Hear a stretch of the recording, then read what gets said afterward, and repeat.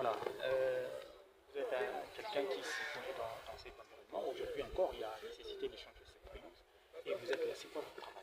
Bon, ok. Le problème, c'est que on voudrait, j'allais parler anglais, excusez-moi, enlever cette pelouse pour les transférer de l'autre côté. Et il y a une nouvelle migration qui va être installée ici, neuve. Mais on commence par étape.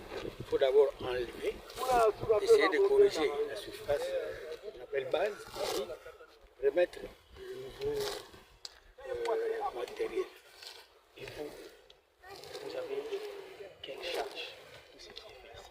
Bon, effectivement, en tant qu'ingénieur à pied d'œuvre ici, j'ai la charge de pouvoir vérifier et suivre si les travaux sont en train d'être faits dans le nord.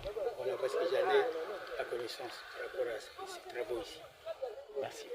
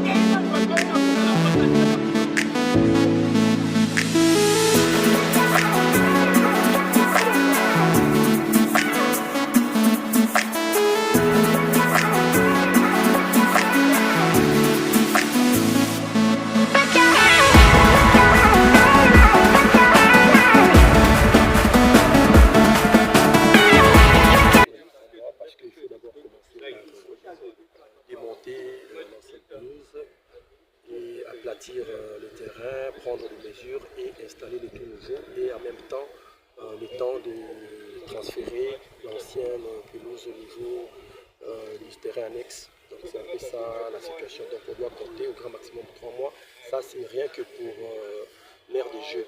Mais il y a d'autres travaux qui vont commencer très bientôt aussi par rapport à la sécurisation du stade. On va continuer avec la pose de portiques métalliques et on va aussi placer d'autres caméras dans les zones mixtes où les joueurs se retrouvent. En même temps, nous travaillons aussi pour changer les écrans géants. Pour l'instant, on n'en a que un. Dans un futur très proche, avant la réouverture du stade de Martyrs, nous en aurons 2. Voilà, vous savez comment nous réfléchissons. On s'est dit, est-ce que c'est la main-d'œuvre requise qui est en charge de ces travaux?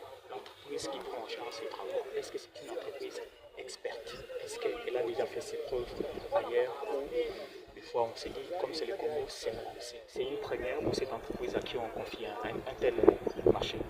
Nous ne pouvons pas continuer à minimiser notre propre pays. Les gens qui nous dirigent, ce sont des gens responsables, ce sont des gens éthiqués, ce sont des gens instruits.